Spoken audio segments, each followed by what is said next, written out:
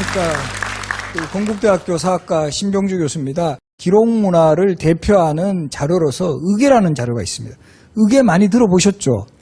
그래서 바로 우리 2011년에 프랑스에 있었던 외교장관 의계가 우리 국내에 돌아옴으로써 상당히 이제 그 관심의 대상이 되었는데, 바로 이 의계라는 자료가 어떤 그 내용으로 기록이 되어 있고, 또 이 의계에 기록된 조선시대 왕실 행사의 뭐 이모저모라든가, 또 이 의계도 정말 그 힘든 과정 속에서 지금 우리에게 다가오고 있다라는 거죠. 그래서 이런 의계의 기록이 가지는 또 오늘날에 또 이 던져다주는 메시지까지 포함해서 의계의 내용을 중심으로 바로 이 강의를 진행을 하겠습니다. 그래서 먼저 이 의계라는 그 용어부터 한번 알아보기로 하겠습니다. 의계가 무슨 뜻일까요? 의계는 의식과 궤범. 이 궤자는 우리 궤도할 때 궤자. 이게 레일같이 이렇게 쭉 따라간다. 그것을 그대로 따라가겠다라는 뜻이고, 범은 모범범자 또는 전범범자.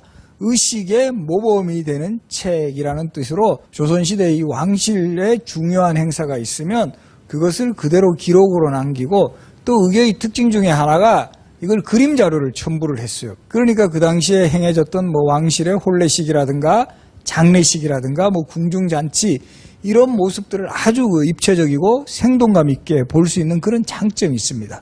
그리고 이 의계는 조선왕조실록처럼 현재 유네스코에서 지정한 세계 기록유산입니다. 이 의계는 2007년에 세계 기록유산으로 지정이 되었는데, 그 당시에 세계 기록유산으로 지정될 때 상당히 이제 심사위원들이 한국이라는 나라는 무슨 조선시대에 왕조의 기록물이 그렇게 많으냐. 우리가 그 이전에 조선왕조실록도 됐고 또 승정원일기라는 자료도 세계 기록유산이거든요. 그러니까 외국인의 눈에서는 이게 이해가 잘 안 되는 거예요. 뭐 이거 비슷비슷한 것 같은데 조선왕조실록도 있고 승정원일기도 있고 또 조선왕조 의계, 또 이거는 뭐냐. 그래서 여기에 대해서 이건 결국 기록물인데, 특히 왕실 행사의 모든 면모들이 그냥 일회성에 그치지 않고 시리즈 형식으로 쭉 조선왕조가 멸망될 때까지 다 남아있다. 이런 기록물 본 적이 있느냐. 그리고 이런 그 혼례식이라든가 장례식의 모습이 그림 자료로 이렇게 생생한 이런 기록이 있느냐. 없다 그러는 거죠. 그러니까 이거 보면 당연히 되는 거 아니냐. 이렇게 해서 현재 유네스코의 세계 기록유산으로 지정이 됐어요. 또 이런 질문을 제가 많이 받아요. 이거는 또 그럼 조선왕조에만 있는 유일한 것이냐. 정말 다행스럽게도 우리 많이 가지는 정말 유일한 기록물이에요. 그럼 왜 우리 조선왕조에서만 의계를 만들었을까? 저는 크게 두 가지 정신이 가장 바탕이 되었다고 보는데, 하나는 유교문화예요. 이 뭔가 이제 유교문화에는 선왕대의 예법을 그대로 준수하겠다라는 이런 의식이 되게 강합니다.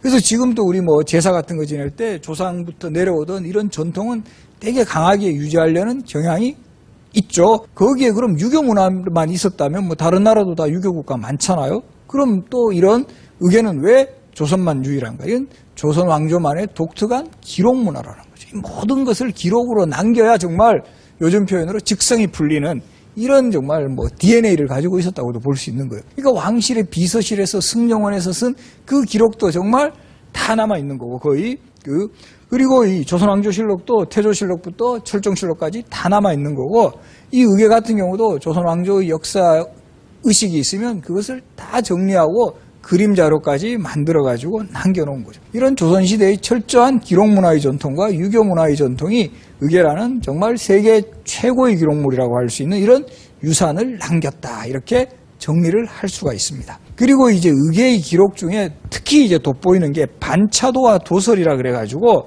이 시각 자료가 많은 거예요. 반차도는 우리가 1반, 2반 할 때 반이고, 차는 차례할 때 차례예요. 그래서 우리 뭐 왕실의 혼례식 같은 게 있으면 거기에 참여한 사람들의 뭐 임무라든가 지위에 따라서 배치된 그림, 여기 보면 뭐 가마도 나오고 말도 나오고 의장기 뭐 이런 게 다 나와가지고 마치 그 혼례식 행사에 참석한 듯한 이런 느낌을 주는 거죠. 그래서 이런 또 도설은 뭐 혼례식에 입었던 옷이라든가 뭐 가마 같은 게 있으면 요거를 그림으로 표현을 해놔가지고 바로 우리 지금의 시대에 재현을 그대로 할 수 있습니다. 그래서 지금 의계 자료가 21세기에 더 각광을 받는 것은 최근에 우리가 문화 콘텐츠의 활용, 이런 이야기를 되게 많이 해요. 그래서 이 전통의 이 문화 콘텐츠를 잘 활용을 해가지고 우리 전통시대의 문화를 세계적으로도 알릴 수 있는 그런 어떤 그 가장 기본이 되는 자료로서도 의미가 크다라는 거죠. 그러면 의계가 조선시대에 다 만들어졌느냐? 현재 조선 초기부터 의계가 제작된 것으로 기록으로 나오는데요. 안타깝게도 임진왜란 이전에 제작된 것은 현재 남아있지 않아요. 우리나라에서 문헌자료의 경우 국보나 보물을 가르는 가장 중요한 기준 중에 하나가 임진왜란 이전 거냐 이후 거냐. 그만큼 임진왜란 때 이 문화재 파괴가 심했음을 반증을 하는 거죠. 그래서 요 의궤는 조선 초기부터 제작됐지만 현재까지 남아있는 것은 제일 오래된 게 1600년에 제작된 의궤.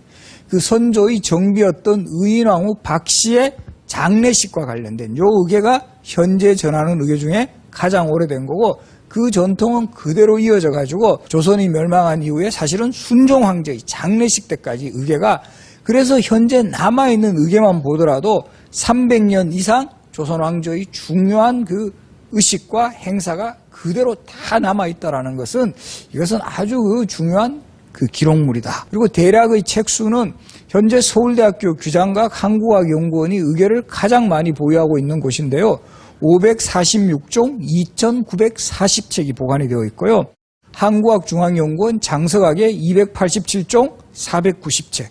그러니까 사실은 프랑스 외교장각에 있었던 의궤들보다 국내에 있는 의궤가 책수로는 더 많아요. 근데 우리가 인식에는 정말 또 어떤 분들은 프랑스에만 가 있었던 게 대부분 의궤 아니냐라고 하는데, 사실은 국내에 있었던 의궤들이 수는 훨씬 많았고, 이 프랑스에 가 있는 의궤는 어란명 의궤라 그래가지고 좀 더 이 왕에게 올리는 그런 의궤였기 때문에, 또 우리는 또 그런 의식도 있어요. 우리 내부에 있으면 그래도 좀 상대적으로 덜 귀한 걸 모르다가 뭔가 뺏겼다 이러면 우리가 되게 가슴이 벅차지고 뭔가 저거 빨리 받아와야 된다라는 이런 의식 때문에 프랑스에 있는 외교장각 의궤만을 의궤의 전부인 걸로 생각하는데, 실제로는 지금 현재 서울대학교 규장각과 한국학중앙연구원 장서각에 상당수의 의궤를 보유하고 있습니다. 그럼 의궤의 그 유형에는 어떤 게 있는가? 왕실의 일생에 관한 의궤가 기본이 돼요. 그러니까 왕자녀가 태어나면 태가 있잖아요. 그 탯줄이라 그러는데 요 태부터 이 봉환을 합니다. 어떻게 하냐면은 백자 항아리 같은 데다가 태를 담고 풍수지리적으로 명당을 선정해가지고 요 태를 묻어요.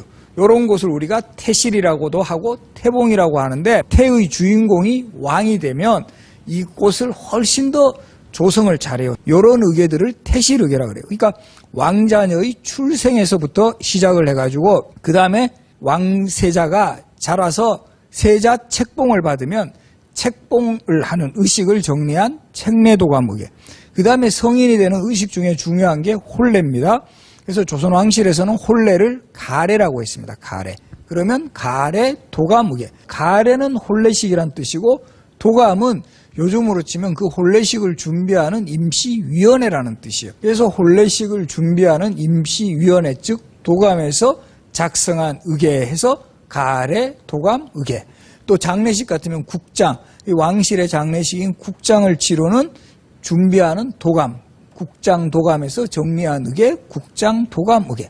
그리고 이제 경우에 따라서는 그 주인공이 영조면 영조 국장 도감 의궤, 정조면 정조 국장 도감 의궤.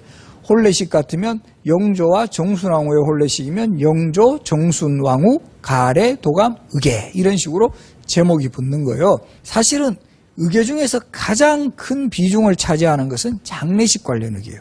유교 이념에서 제일 중요시한 게 상례, 장례 이런 거거든요. 그러다 보니까 국장에 관한 의궤가 가장 그 종수도 많고 그 내용도 많은데, 우리가 처음에 왕이 승하하게 되면은 우리 빈소가 차려져요. 그런 과정을 정리한 의궤를 빈전도감 의궤라 그럽니다.